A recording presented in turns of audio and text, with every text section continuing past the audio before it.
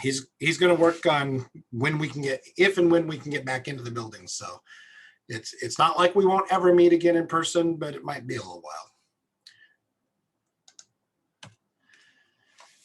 Also, as hinted at just a little bit ago, we have a lot of help in covering various expenses, from the prizes we give out to the filings with the state to paying for the meetup site and all that sort of thing.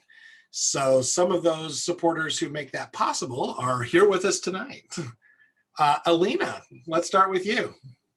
Hello, hello. Happy 2021, everybody. Woo, woo. My name is Alina. I'm with IT Motives. I've been with the company for 7 years. Wow. And I've been coming to PADNUG for 7 years, which is crazy to think of that. And I love it. I sort of want to give a shout out to you, Rich, and to James. My son sometimes comes with me. He's 10 and he's applying for middle schools. And so he's applying to BASE, which is the Beaverton Academy of Science and Engineering. And in his essay to get into BASE, he mentioned PADNUG and that he attends this software engineering user group. So he has exposure to computer programming and programmers. And I just thought that was so awesome. And if he doesn't get in, I don't know, I'm gonna have some bad feelings, but I'm very, very hopeful. But it's exposure. And that's what this networking event is all about. That's why I love coming. It's about networking, building relationships, and that's sort of what IT Motives is all about. So if you have any questions, I'm going to put my contact information into the chat if you're looking for a position, or maybe you just want to talk to somebody about what's going on in the tech community here in Portland. I'll be available. Excellent. Thank you so much, Rich. You bet. And if they have any questions, you feel free to share my phone number, because I can attest to Desmond's ability to get geeky on us. Whoop. Awesome. Danielle, I pinged her. I don't think she's available tonight, but I know Tech Systems has always got something to offer, so feel free to give her a shout out. If I can dig up her contact info, I'll throw it in the chat for her too. Lori, SoftSource. Hey. I'm Lori. I work for SoftSource. We are a locally owned software consultancy. We write code for clients that are local-ish. All our consultants are here. We're all working from home right now, of course. We need help to meet all our clients' needs. So if you're thinking about what your next move might be and you're experienced with C# or Java, Node, Python, reach out. I will put my contact information in the chat, or if you just want to expand your network, hit me up for a connection. I'd be happy to talk to anybody about why I choose to write my code as SoftSource. Well, thanks, Rich. You betcha. I had a nice chat with Cheryl yesterday too. Cool. Let's see. Let's change the slide because we've used up that slide and I've lost my mouse. Sorry, folks. There it goes. Catapult. I don't see Wade or Charlie. Stephen, how about Robert Half? Yeah, Stephen from Robert Half's here. Hey, everybody. My name's Stephen from Robert Half. Robert Half is, as most of you should know now, is the world's oldest and largest specialized staffing firm. My division, we specifically do strictly technology placement roles. Currently, we're looking for SQL people. I know that we're probably going to have some large long-term coding projects come up in the .NET space soon. So if you're out there looking, job hunting, or just curious, send me some information. I'll throw it in the chat and enjoy the show. Thank you, Steve. Thanks. Andrew Owen, Mr. Vanderhouen. Hey, everybody. Yeah, I'm with Vanderhouen. We've been sponsoring here for a long time. I think I've been coming here now for 11 years or so, and it's been really fun seeing all these presentations over the years and teaching even a moron recruiter a thing or two, at least so I can speak the language a little bit. Well, anyways, yeah, we've been in Portland now for 33 years. All that we do is, at least, well, we're focused on technology. We do a few other things now too, but we're recruiters. We do full-time and contract placements, And I've probably have met most of you and have maybe even helped a few of you get a job, but I'd love to chat anytime. Excellent. Thank you, sir.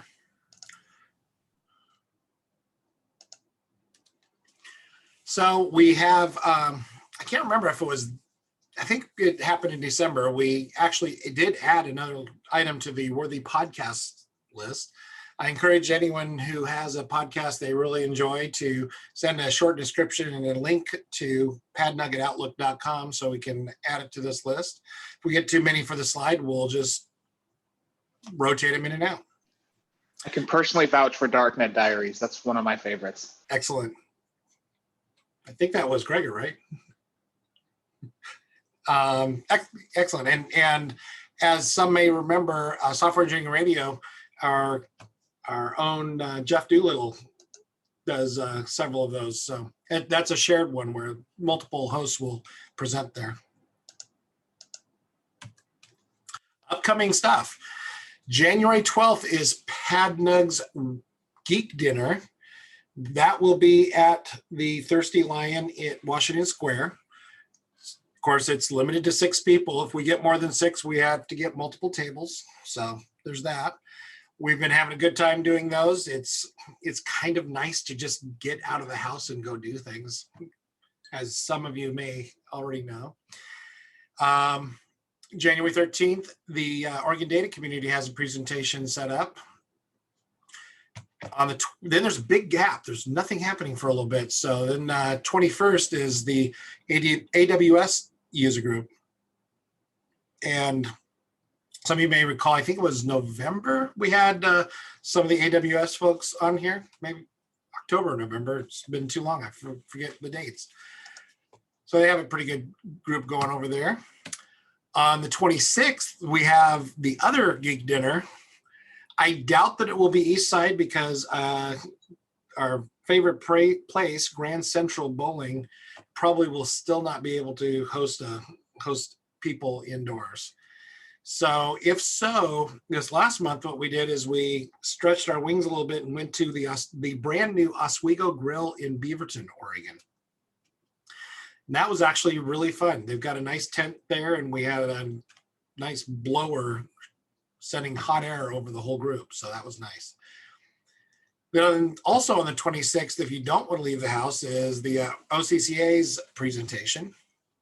And finally, on February 2nd, we have Mark and Kevin out of Spokane who are going to present to us. That's just a little bit past you, Bruce. Not much, but just a little bit. And they will be presenting about .NET 9, the imminent version role. With no further ado, we will turn the microphone over to Bruce. And I stopped sharing. Go ahead, Bruce. All right.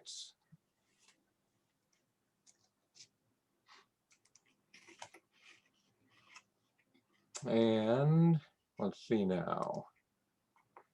So you guys should be able to see my screen now.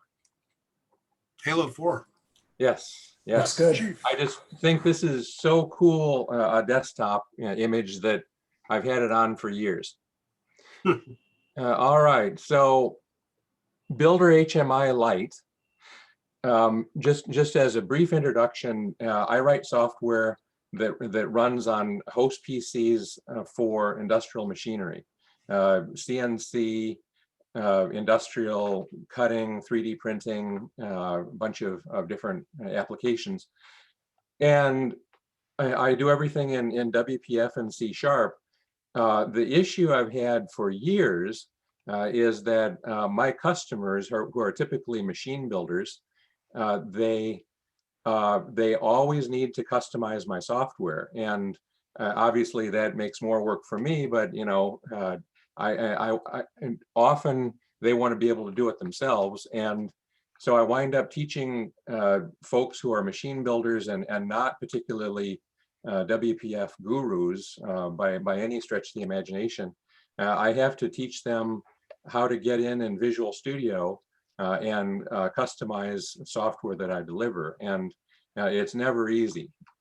So for years, I've wanted to be able to deliver software that I can actually, that is so easy to customize that my customers who are machine builders can just add another control, delete something, move things around, add specific functionality that they need, and not be able to, and not need to get me to do it. So what I did over this year with you know, the whole pandemic is I just put my head down and I got this done, and so I'm pretty excited to present this to you.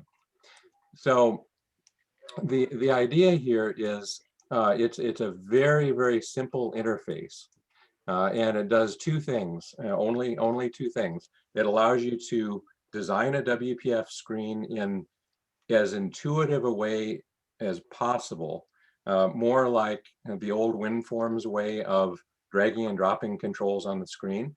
And then when you're done, it's going to export what you've created exactly as you've created it, generate a Visual Studio WPF C# project that's fully buildable, and then you can complete it by adding your own MVVM, event handlers, whatever you need to do.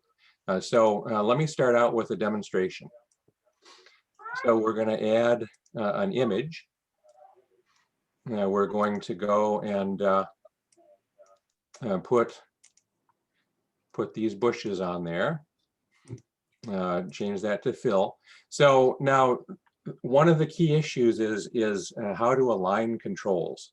And you see these little triangles. This means that this image is currently aligned top left. And you can see as we resize the window, it doesn't move. Well, what I've done is watch this little guy. And as I move this to the bottom, you see how it has changed into bottom alignment. So you can see it's now bottom aligned. As I move it over here and do this, now it has changed to stretch. And so now if you resize the window, you see that it is both bottom aligned and stretch.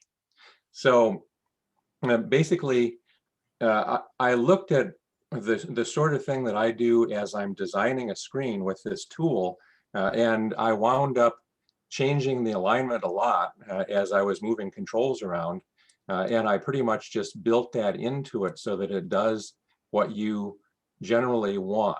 And let me show you again with another image. So I'm going to choose these birds. Again, this is left click to move, right click to size. So you can see these birds are currently left top aligned. I'm just going to move them up here and they become left or top right aligned like this. So now we're going to add one more image. And by the way, I'll delete this. You can either click and the image appears in the upper left, or you can drag and the image drops where you drag. All right, I've got a cat here.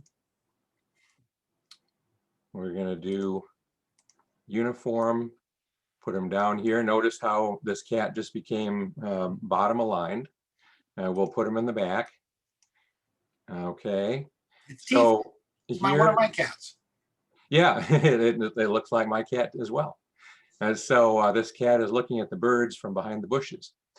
All right, so here we've got this guy. I want to move him down, make him bottom right aligned.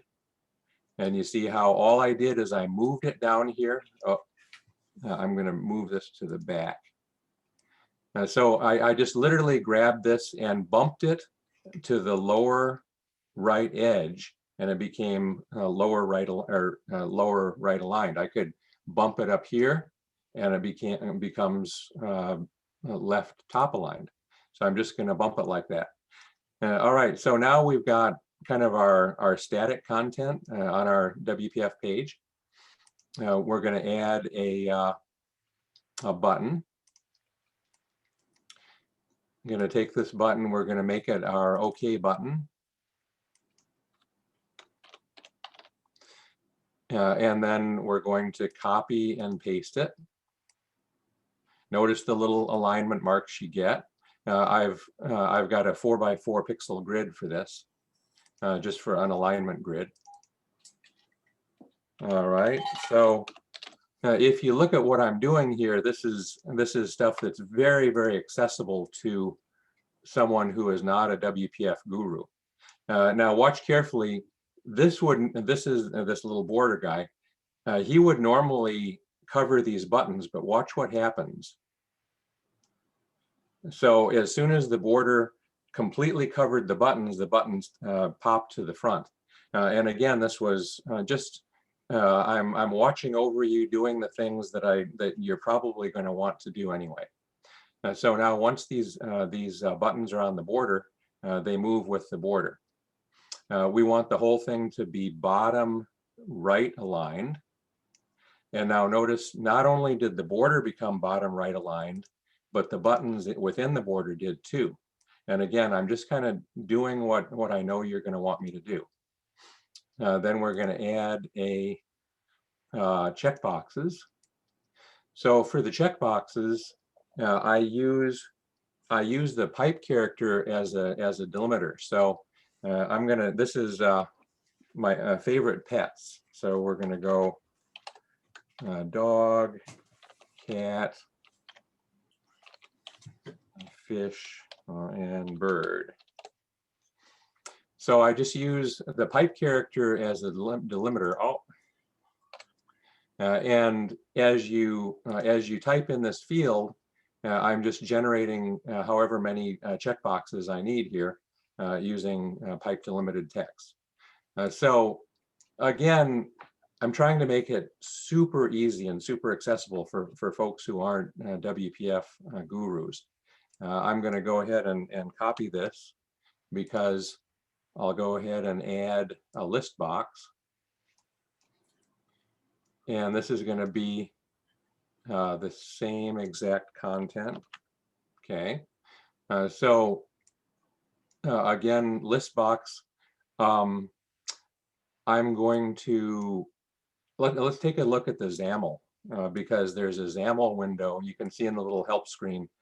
Control W to open the XAML window. I'll bring that over. So let's take a look at what we've done so far. So what we're doing is we're generating XAML as we're dragging things around and setting the properties. And you can see those images, the border with a grid and a couple of buttons inside. The button has a stack panel with an image and a text block. We've got the stack panel full of checkboxes. We've got the list box with list box items. So all of this stuff, you can imagine, you can make this screen in a couple of minutes. And I've created quite a bit of XAML there for you. I'm just going to add a group box, bring it over here and do this. You notice how the group box went to the back as soon as this stuff was shown to be below the group box, but within the group box, I pop it forward. Then I'm going to take the group box and I'm going to make sure that it is stretch aligned. I'm going to do this stretch aligned as well. Then this one here, I'm going to do right aligned. And so now we see it's doing what we want. So let's take a look at this XAML one more time. And we see the group box. We see now, instead of at the top level, this stack panel and this list box are within the group box. So this is kind of neat. It's not just when I see that controls are within the group box, the XAML reflects that. So this is you know, I normally work in Visual Studio and I handwrite my XAML. And so what I tried to do is make this code generator write exactly the nice XAML that I would have handwritten. So I went to quite a few pains to make it write nice, clean XAML. Often code-generated XAML gets looking pretty ratty, pretty ugly, not nearly as nice as you would hand write. So I wanted this XAML generator to generate some nice XAML that you're going to want in your application. So this is the design process, and again, everything here I can if there's a machine builder that's my customer, I can teach them how to use this tool in just a few minutes, and they're going to find this tool to not be it'll be very intuitive for them to work on. So is this a WinForms app, Bruce? No, I'm kidding. yes, oh, is this a WinForms app? No, no, this is a WPF app. You wrote WPF app for a WPF app. Yeah, well, I know it's kind of mind-bending, isn't it? Because this is a WPF app that generates WPF XAML and generates other WPF apps. So to finish off the demo, we're just going to do this. All right, so we're going to export this and literally generate a WPF C# project in .NET Core. Oh, the Visual Studio opened up in my other monitor, so you can't see the magic of it opening up.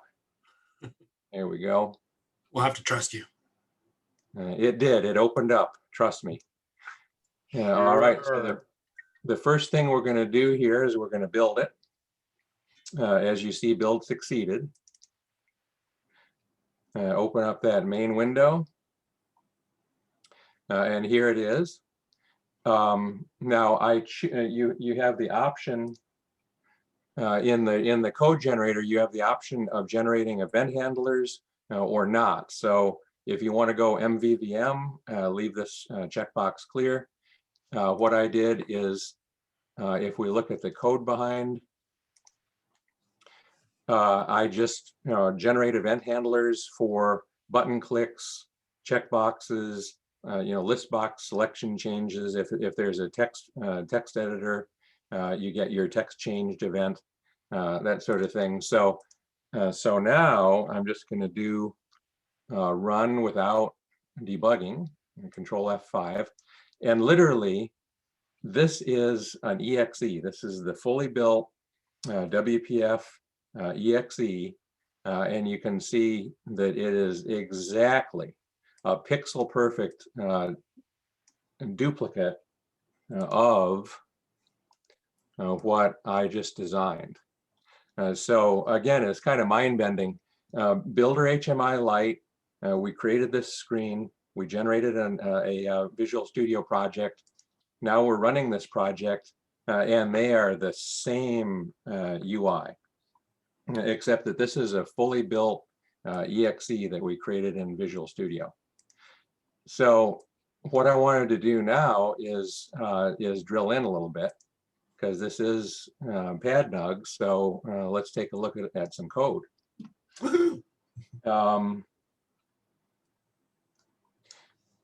All right. So to start with, there's a set of controls in the project. And by the way, you saw in the meetup, I wrote a CodeProject article on this. This code is open source in GitHub, so you guys can go to GitHub and clone it and play. So the controls are actually very simple. I've got, for example, here HMI text block. It's based on a WPF text block, and in addition, it implements an interface. There's a common interface that every one of my controls needs to implement. And then here in the constructor, literally all I'm doing is setting the resource reference to the style. Of course, the style can be customized to your heart's content with the color scheme and everything. So HMI text block has a block of information that is basically designer information that the application needs to know about this control. For example, what is the initial size of the control? Is the control resizable? Because, for example, if we added a text box, the text box is resizable in the horizontal, but it's not resizable in the vertical. And the vertical size is determined by the font. So that sort of design time information is here in these flags. The is empty is an interesting little one, because let's say we're going to add a text block, and let's take a look at the XAML real quick. Okay, so this text block is obviously on top. So what happens if the user, for example, does this? All right, so it's a text block, but there's no text, and so this is a drag and drop design environment. But now we have an object that's just nothing. So what I do is, as soon as you tab away from it, I just purge it from the system. I trash it, and the reason is and you can see it's gone. You won't find it anymore. So if I didn't do that, you would have all of these unreachable empty controls accumulating in your page. So that's what this is empty method actually gives you. So we've got a property page, and then this is the other interesting one. I'm going to be covering XAML generation next, but the all important XAML generation method. So over here, the text box. So text block and text box are obviously very different controls. But the implementation in this program of all of these controls is actually very simple. You can see that they're almost identical. There's a little bit of design time change or difference. The initial size, the resizability, there's a different property page. The XAML is almost identical. About the only difference is that now there's an event. So, for example, I will generate the text changed event if you want me to when you generate the project. So I'm going to show you the fact that that all of these controls were very easy to implement in the application. You can see I'm generating code behind, and I'm adding the event handler to the XAML. So there's one of these for each of the types of controls that I'm supporting in the application. Then I want to cover what's next. I wanted to cover XAML generation. So you can see here, I'm generating two different types of XAML, and this is the one point that I want to make. You're either copying and pasting during the design process, or you're generating XAML for the Visual Studio project, and these are two very different tasks. Here it is. I'm going to show you an example of that. Okay, so let's say that I want to do this. I'm going to go ahead and copy it and paste it.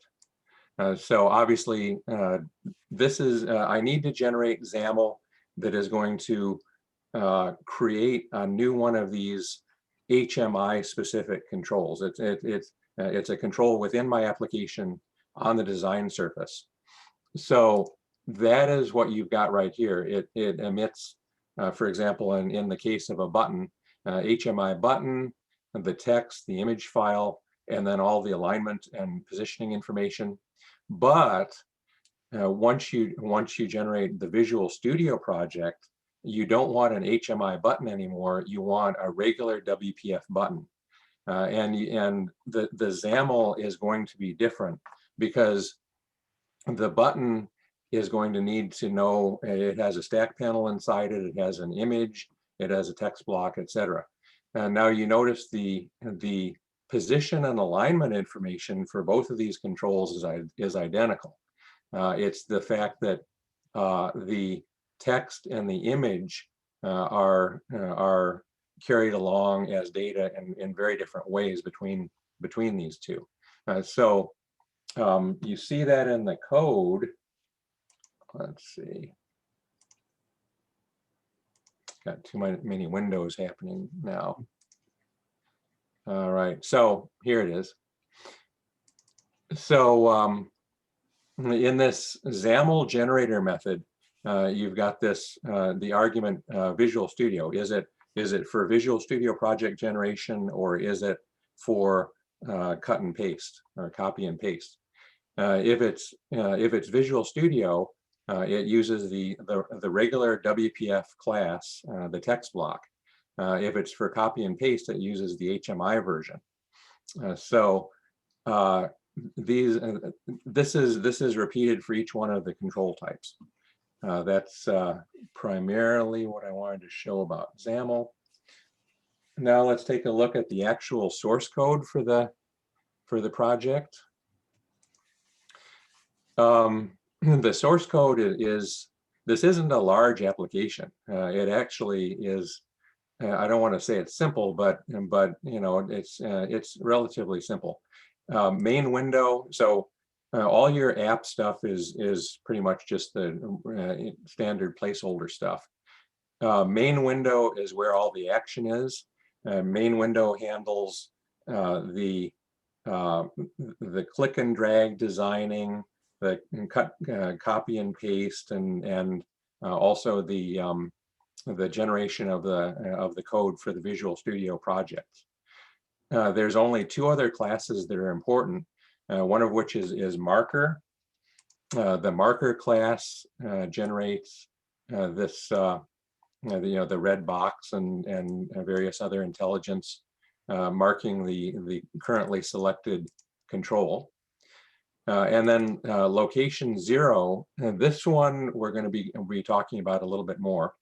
And what it does is it does this movement. And I'm about to talk about alignment and how you do drag and drop movement. So the interesting one of the subtleties here is that, for example, you can see that this one is stretched in the horizontal. Well, we could change it to left aligned. See, it's no longer stretched. We could change it to right aligned. Okay, or we could change it to center aligned. Okay, so for example, I'm going to delete this one. Let's go ahead and add a text block, and let's keep this over here. Take this text block, and we're going to say center aligned. Well, we want it to be center aligned, but stay within this group. And you can see that it actually does that. So center doesn't mean just centered in the main window. It means it's center aligned, but with an offset. So if you saw that as the alignment properties are changed, you do not see this control move, do you? You see it stay exactly the same place on the design surface, but you see the alignment changing. So I wanted to show you a little image there. All right. So one of the most important parts of designing this application was how to decouple alignment from position. I didn't want, for example, I didn't want the control to jump. I want it left aligned, I want it right aligned, and it's going to jump all around. I wanted it to stay in one place, and after you've made your alignment selection, you only notice it during a window resize. So what I did is I looked at the relationship between alignment and location on the parent window.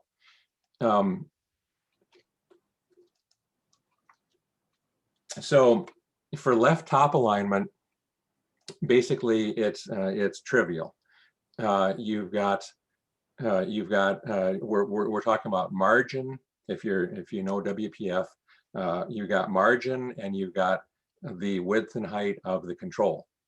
So when you take, let's take, for example, let's go ahead and take this one. So left top alignment, we just grab it and we move it around. If we're going to resize it, we take the right button and we resize it. Well, now what are we doing? Well, when we move it, the width and height stay the same. We're changing the left and top margin. And if you look here, this is the little designer dialog box. You see the left and the width. As we're moving this around, the width stays constant, the left is moving, and when we release it, we've moved it. Now let's resize it. Notice as I'm sizing, the left stays constant, the left margin, and the width is changing. So that's the easiest case. That's left and top are pretty much the obvious case. Well, what happens if something is right aligned? Well, if it's right aligned, as you're moving it, we change these margins and we keep width the same. That's pretty easy to understand. But what if you're sizing it? If you're sizing it, you need to simultaneously change the width and the right margin. And you're going to see this. We're going to change this to right aligned. So look at width and right margin. I'm going to size it, and you see them both change.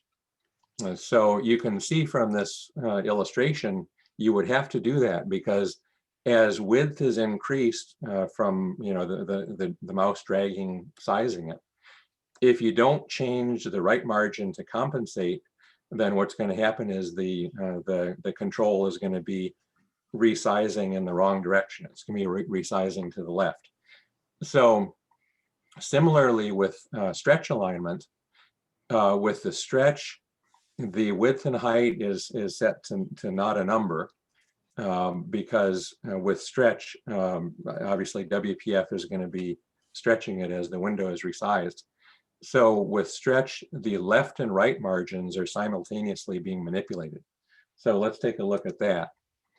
Let's go ahead and change this to a stretch alignment. So take a look at left and right. As I'm moving it, both left and right are changing.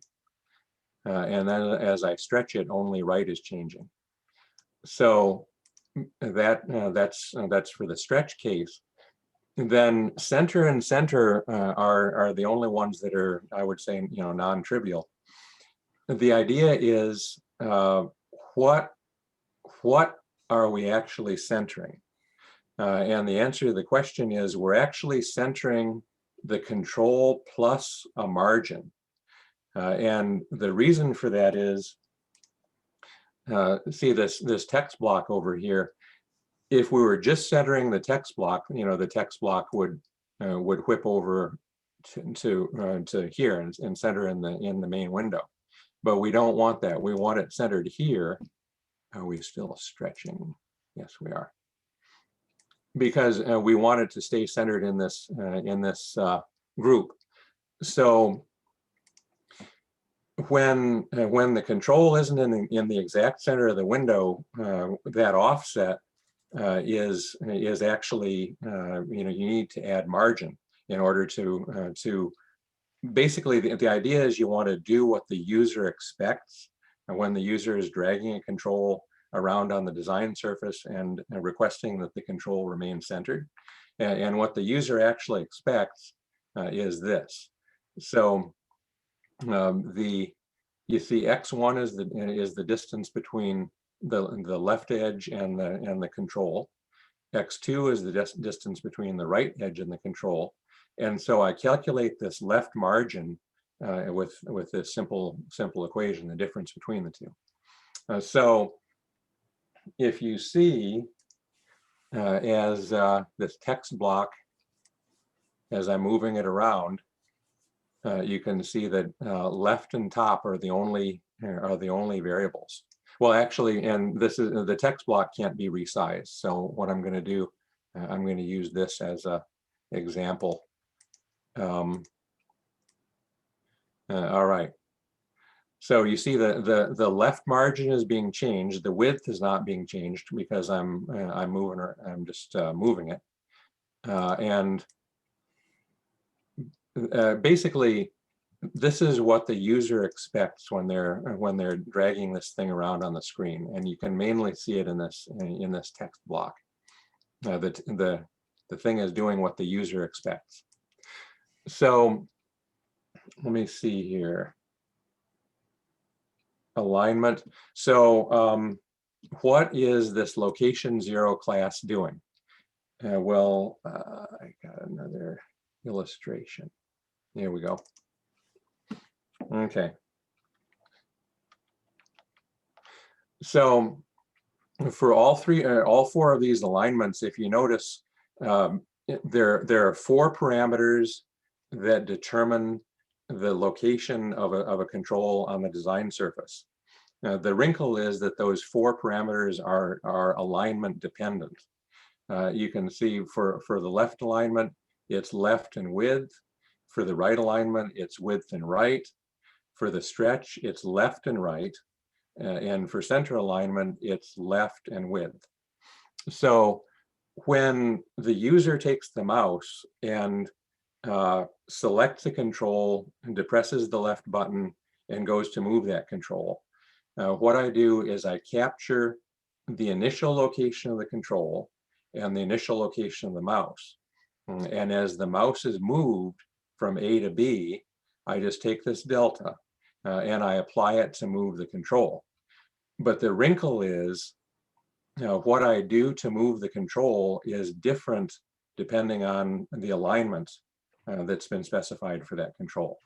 And then similarly for right drag to size, right mouse button to size, I do the same thing. I capture the location of the control and the location of the mouse.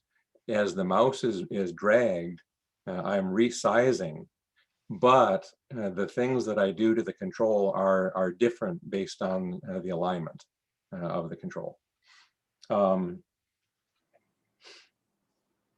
Okay. So then the Visual Studio project generation, that's the last main topic. Got so many windows up here that I can't. Bruce, just a moment. And Chris, do you feel like you've got everything you need out of that question? He nodded his head, yes. If there was a question, I didn't see it. I had to find my mouse. Yeah, I'm good. Okay. Okay. All right. So when I originally thought I want to be able to generate a Visual Studio project from the from this design, my original thought was, wow, this is going to be difficult. This is going to be a complicated thing to implement. And I was amazed at actually how easy it was.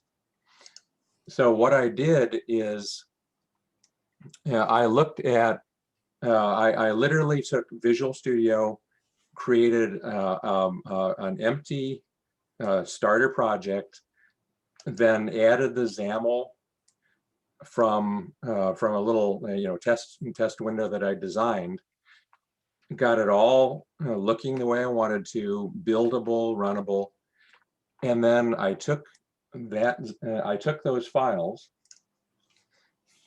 and I added them to the application. And again, this is again kind of mind bending. I took those files and I added them to the application. And every one of the build actions, this is the Visual Studio template. There's a template for the .NET Core version, and there's a template for the .NET Framework version. So I took every one of the source code files that I had created in Visual Studio to actually build that application. I added those source code files to this project, but every one of them is set to build action of none and copy if newer. And so what this does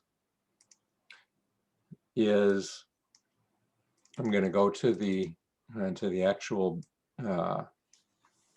project here. There's Builder HMI Lite. Go into Visual Studio and template. So all I'm doing is when this project gets built, it takes all the template files. They're not built. They're just copied into this template folder. And then if we take a look at one of them, for example, all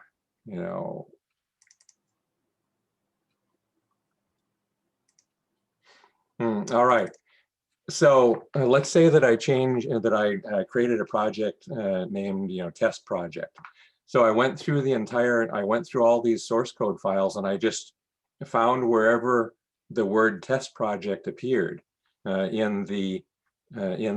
example, in the CS proj, you're going to find project name right here.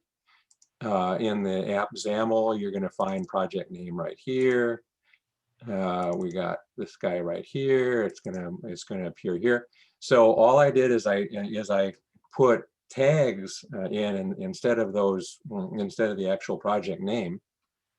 And then, for example, in the two most interesting ones are obviously the main window and then the main window code behind. And so here it is, project name, and then here's a tag for event handlers. Here's a tag for the actual XAML that's going to go in the window. Those are the only two non-trivial tags. And let me find, yeah, this is the one right here.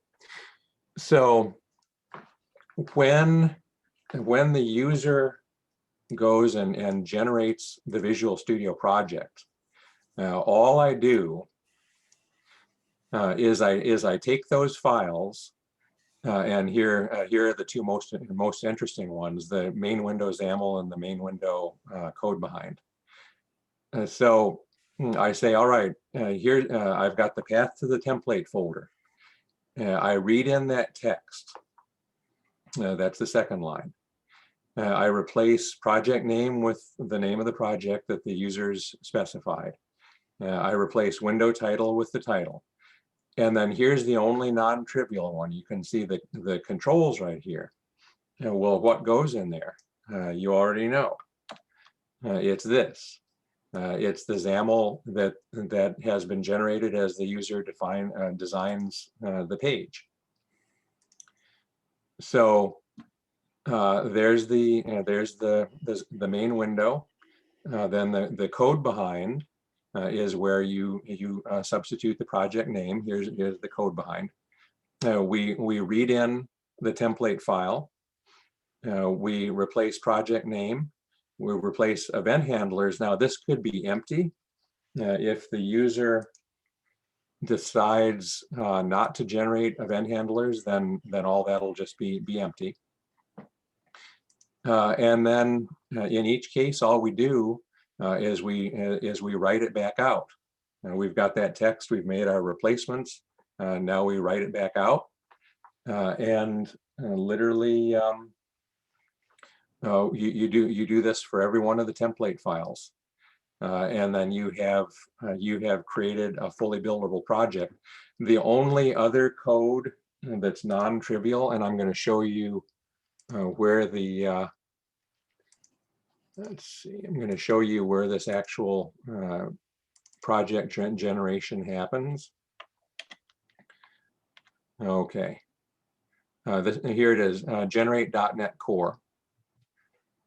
So here's assembly info, the styles file, app XAML, the main window code behind. So the only one you really need to manage is images. So the idea is the user,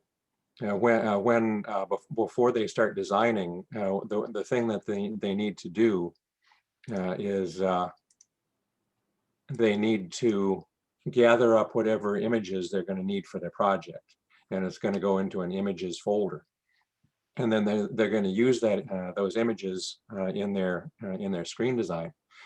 And well, all those images need to be added to the new project as resources, and that's really the only non-trivial part of it. These resources are going to need to be specified in the CS proj file, the project file. Otherwise, it's some trivial text replacements and file copying. And then at the end, I open up the project, which of course is going to open up in Visual Studio, or I'll open it up in File Explorer for the user to take a look at. So the Visual Studio project generation part of this project, literally you literally see it all on one screen. It turned out to be pretty trivial, and that is pretty much the whole thing. If you look at main window.xaml,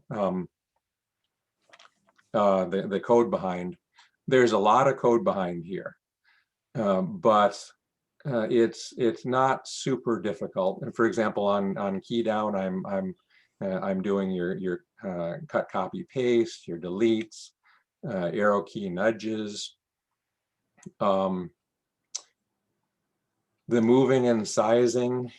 We're doing. I'm hooking the preview mouse events. Preview left, preview right, the mouse move. The dragging, this dragging function is not difficult. I'm looking for the control on the screen, and then again, I told you I need to capture the initial location of the control, the initial location of the mouse, and then do dragging here. And again, it's just it fits on one screen. This code is so simple. As the mouse is dragged, I'm getting the delta, the difference between the initial mouse location and where the mouse is now. And then I'm going ahead. I told you there's a location 0 class that knows how to move a control based on its alignment properties. And then when we're done dragging,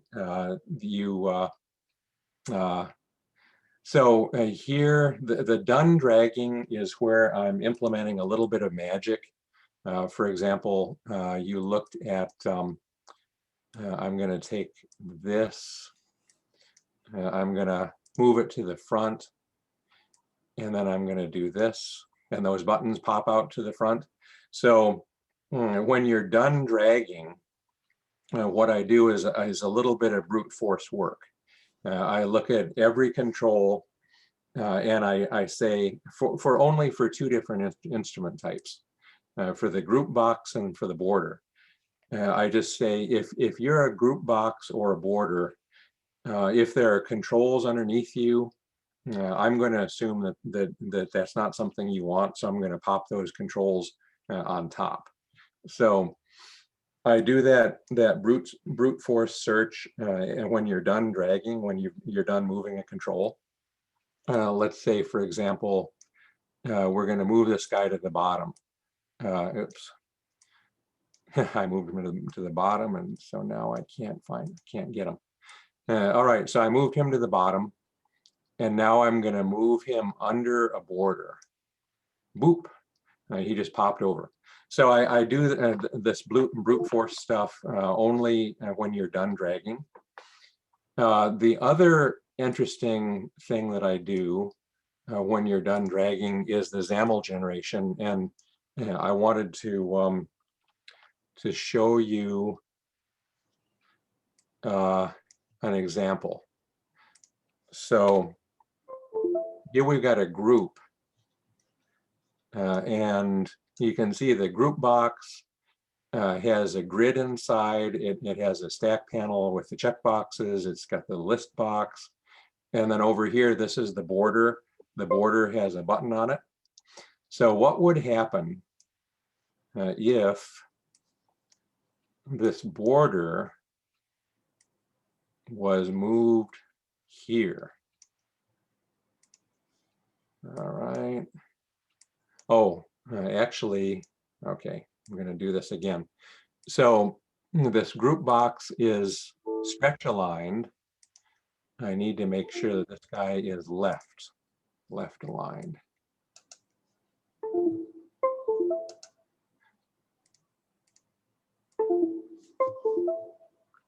And who's making all that noise? I think it's me, so I'm muting.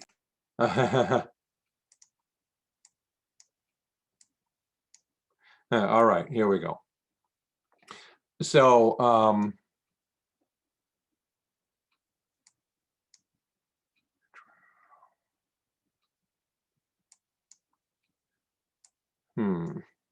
trying to figure out how to do this.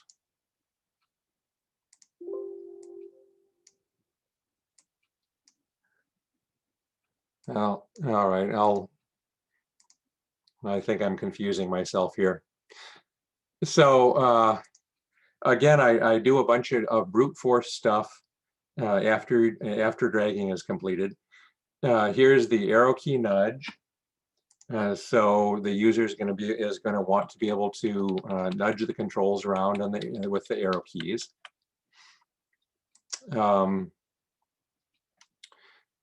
Then I told you I need functions that tell me whether a control is inside of another or is underneath another. Then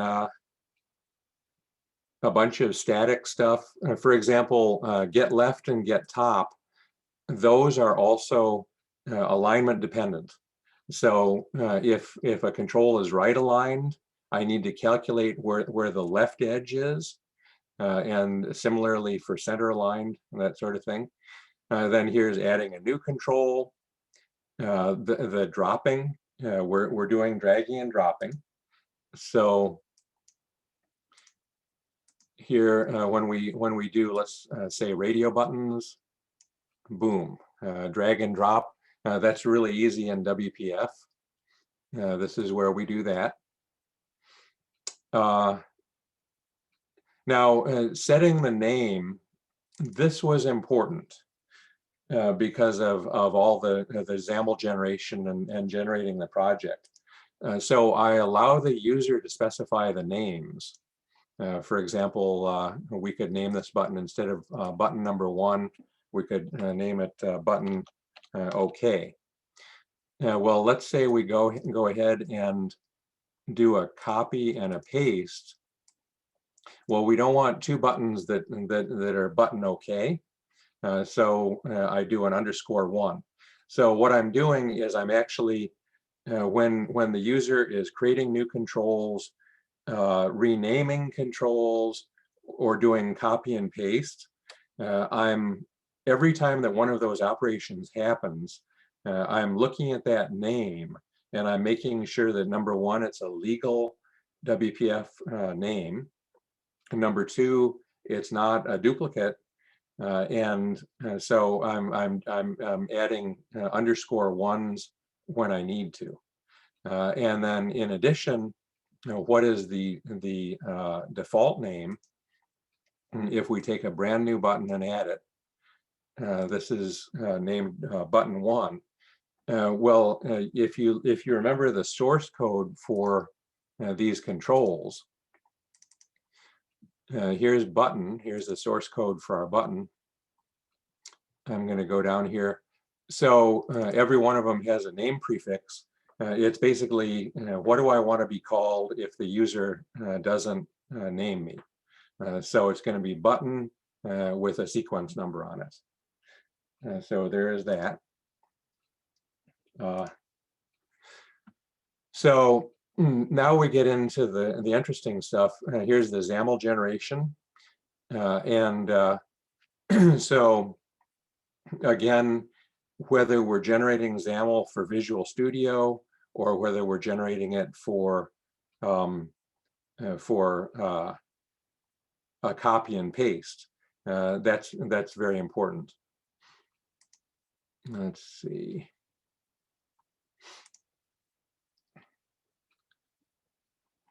It's hard for me to maneuver around because you're covering my bar over there. So set control alignment. That is this is a complicated method.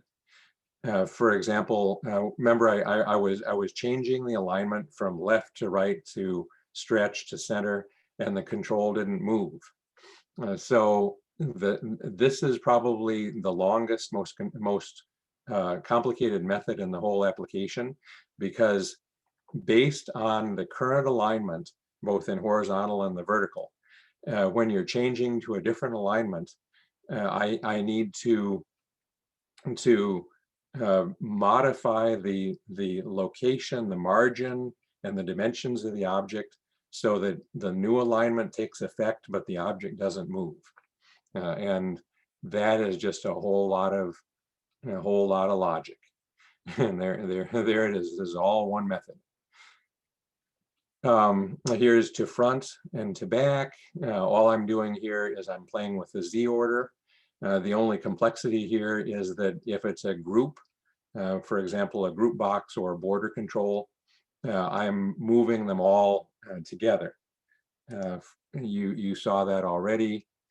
If you take this and you move it to back, I'm doing that with not just the group, but with all the controls within the group. And then if we go to front, it's the same thing. I'm handling all the controls within the group together. To front to back, delete selected control. Similarly, normally it's trivial, but if it's a group, we go ahead and I'm going to grab this one and delete it. You're going to want to delete the whole, all the controls in the group. Cut, copy, paste are all pretty similar, or pretty trivial. So now to XAML, this is the creating the XAML for the entire main window, and we're just literally, you see it all on the same on the screen. We're just looping through.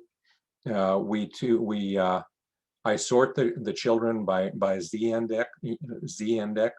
Of course, you want the lower controls earlier on, and then the higher controls later.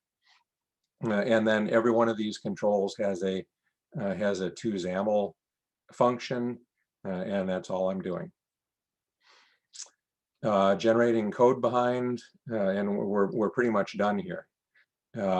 Append location XAML. This is again alignment, margin, width, and height. They together describe the entire location of a control. The pasting from XAML. So the pasting from XAML when you're pasting, and I'm gonna take a look at this. So if we take this and we do a copy, and then I'm gonna go ahead and I'm gonna open Notepad over here, and we're gonna look at what's actually on the clipboard. Here it is. This is an HMI button. So when we go and we paste that, it is going to create a new button. This is button OK, but with an _2. And then if we keep pasting, you notice I offset by a few pixels every time. So you get, they don't just all stack up on one another, and you don't realize that there's 20 buttons underneath. So I'm doing that for you. We're mostly done. So here's project generation. I've already shown you this one. I've got one generation method for the .NET framework, and I've got one generation method for the .NET Core, and that's the whole deal. So that is pretty much what I wanted to show you. Can I open it up for questions? Absolutely. So I'm curious, did you consciously not choose T4 for the templating, or was that just, is it overkill? T4? You know, the stuff that Visual Studio uses for templating. No, well, I just wanted to generate my own code, you know, and keep control of it. I didn't. I'm not even sure what T4 is. Well, there you go. That's a good reason.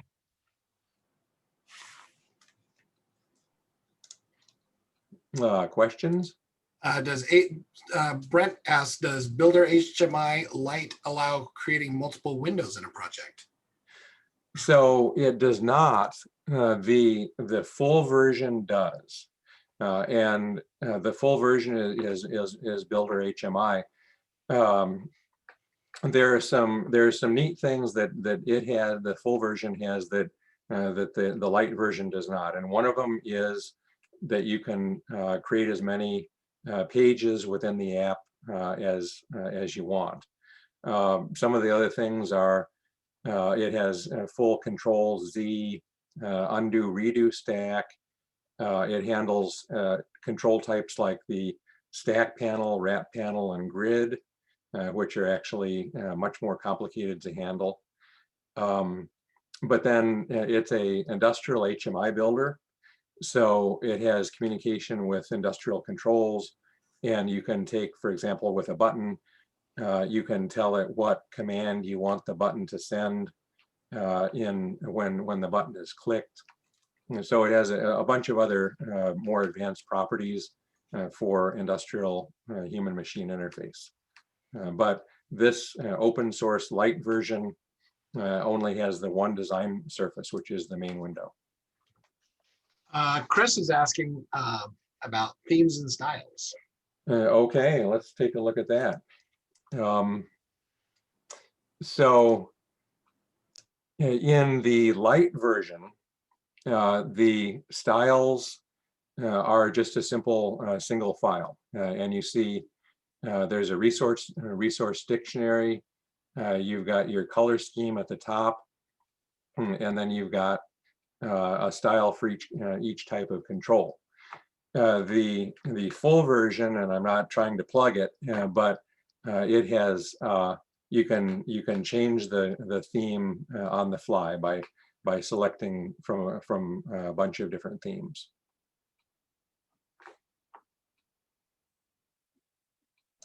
Chris points out Pro always has more. Of course, yeah.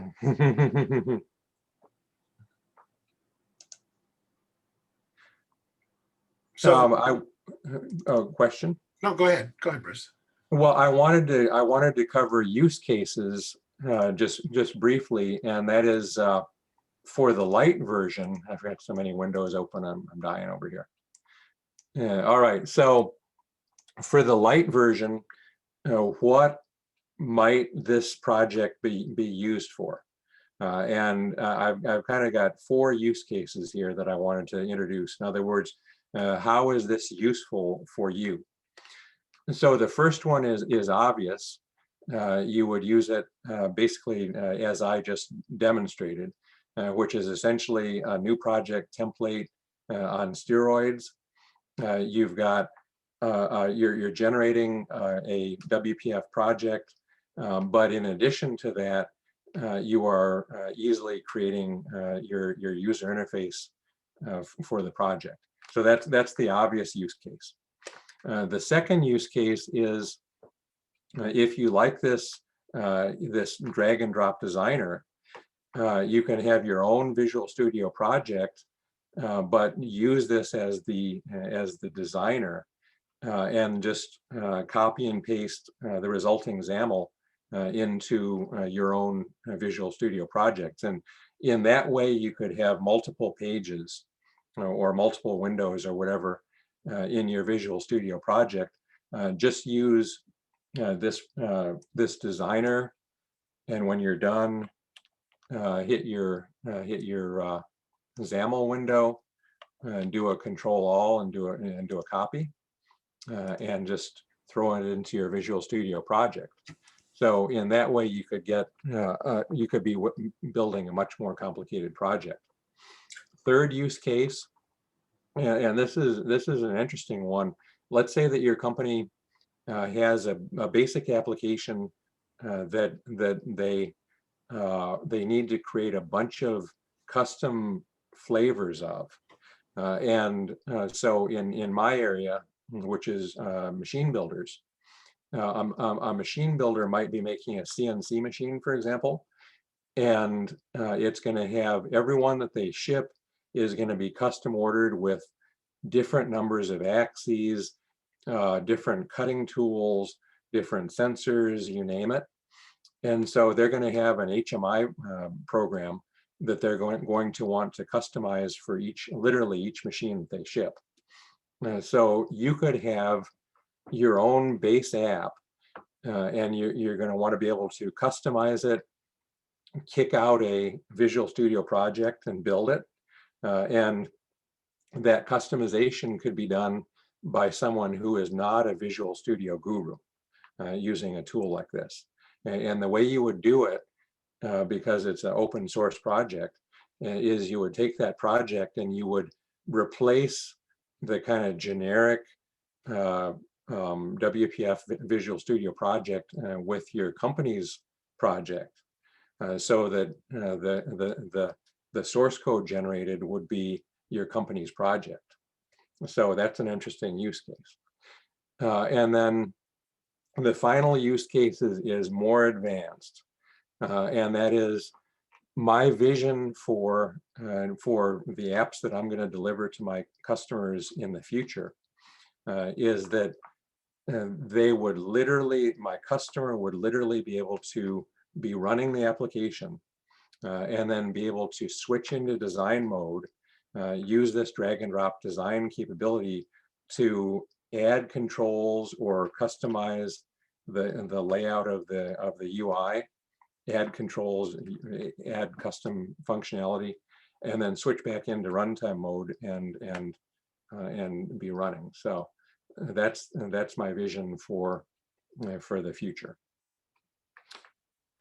Well, Chris was wondering about unit tests, if they're included at all. No, I generally use my customers for unit testing. That's awesome. And Kenton, you asked about, or you commented about the fact that there's whether it could run inside Visual Studio itself. And Bruce, I don't want to speak for you, but I don't think you've made it that way yet. And I don't know that you'd have that much motivation, but I suspect you could probably build a Visual Studio plugin that basically contains all this too. Oh, I guess I thought that's what you were saying, one of your use cases. No, well, no, that's an interesting idea. Remember, my particular need for this tool is to be able to deliver a capability to a customer who working within Visual Studio is going to be a really daunting thing for them. And so I'm literally trying to avoid throwing them into Visual Studio and getting them overwhelmed. So this is standalone. Okay, yeah, I just interpreted what you were saying with one of your use cases. Then never mind on that then. Excellent. Do we have other questions? Yeah, I have a question. So if you create one of these forms and later you decide you need to change it, what is that process like? Well, again, this is going to sound like a plug for the full version. But the light version, when you close the application, you lose this design surface. The full version is able to store your work in a, it is XAML, but it's not the kind of XAML that the Visual Studio would be able to load because it's full of all these HMI specific control types. But in effect, the full version can store the XAML in two different forms, one of which is a Visual Studio editable form, and the other form is a form you can reload into the application at a later date. The open source project, you open the app. Every time you open the app, it's going to be empty and blank. You do your project and then you export it. So that's a good question, but the full version is where you get that functionality. To be fair, if someone was really motivated, they could probably add the ability to save. Oh, absolutely. Briefly. Yeah. Yeah, thanks.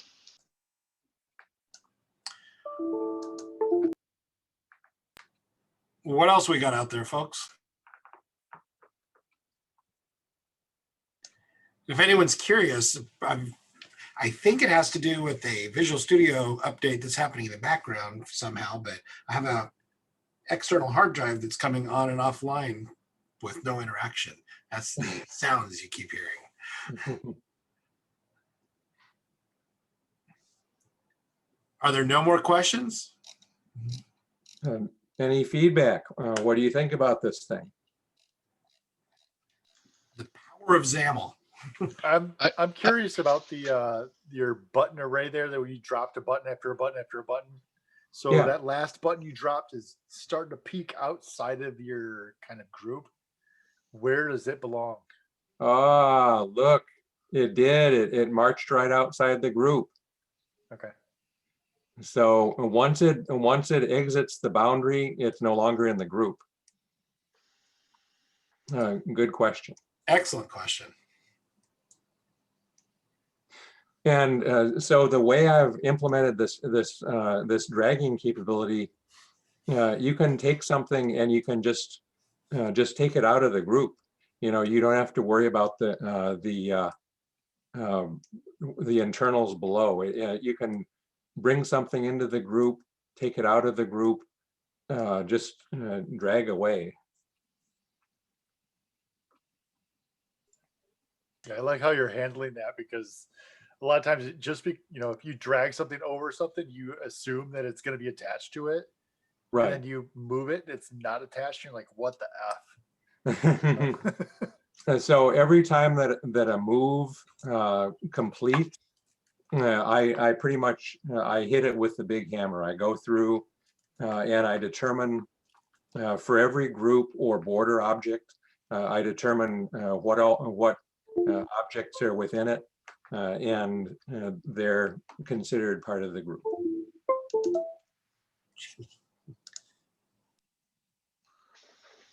I had another question. How concerned are you about Visual Studio changing underneath of you and then having to adjust the design to meet the new Visual Studio features? So the stuff that I'm working with here is pretty stable. We're talking about the basic set of controls And then when I generate a project, for example, with .NET Framework, I'm generating a .NET 4.6.1 project, which is Visual Studio 2017. And then literally for this presentation, I upgraded the system to be able to generate .NET Core. And so now we're getting .NET 5. So upgrading it to be able to generate .NET Core was like an hour worth of work. Literally, I took the newest Visual Studio 2019. I created a .NET Core project. I took all the source and did what I explained. I added the source to the project and created a new method to generate this .NET Core project. And it took like a couple hours. So yeah, I'm not too worried about supporting .NET 5 and stuff moving forward. Well, and most of the XAML stuff, I don't think any of that stuff's changed consequentially since the very beginning. It really hasn't. And that's been a pleasure. When I got into .NET Core, I was really pleasantly surprised at how they've maintained compatibility. The XAML hasn't changed at all. It's yeah, I think you kind of implied this, but it's the projects stuff that's probably going to change more than the actual XAML. Right. The CS proj file is completely different. And so that was really where I had to generate a test project, grab those files and integrate.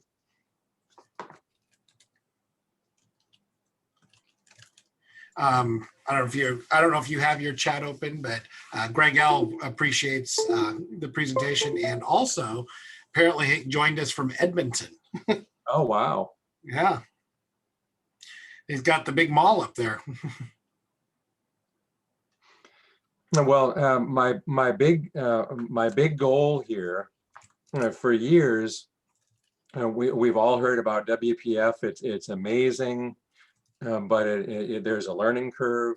It takes a lot of time to make things in Visual Studio, handwriting the XAML, getting everything just right. And so my goal with this was to create drag and drop WPF design that's much more WinForms like, much more intuitive. And I just want to ask how you think I did. I liked it. As someone that spent hours learning the built-in designer for WPF for the first time for my own application that I wrote, yeah, this might have saved me a lot of frustration, but I also wondering if I would have hit any functionality ceilings here compared to what I needed to do, because I had some pretty advanced things I did with like integrating with a database and having copy-paste functionality automated and things like that. So I imagine maybe this could have got at least the layout done, and then I'd have to do more code once I got it in Visual Studio. You exactly stole my answer from me.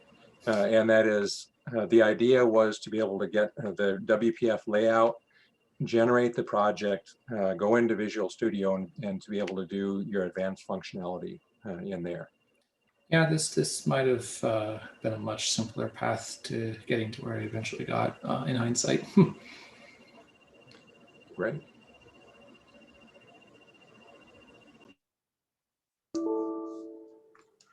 Well, I raised my hand. Oh, did you? Yeah. Yeah, I'll lower it.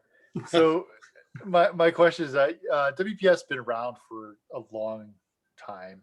The new hotness with is UWP.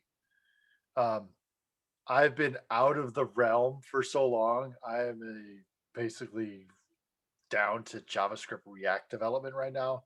So I'm out of the whole Microsoft thing. But is UWP, is that like going to eventually replace WPF, or has Microsoft ever like thrown that idea out there? In my opinion, I still love .NET Framework.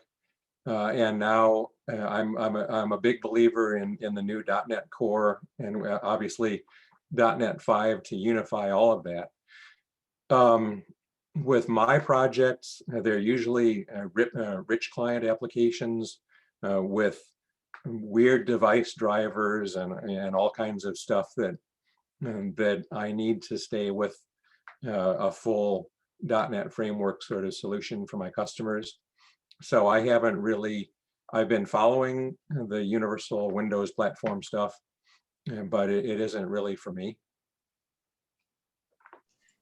Yeah, I think what I pulled from it was more of a, is it more of a device, like a mobile focus?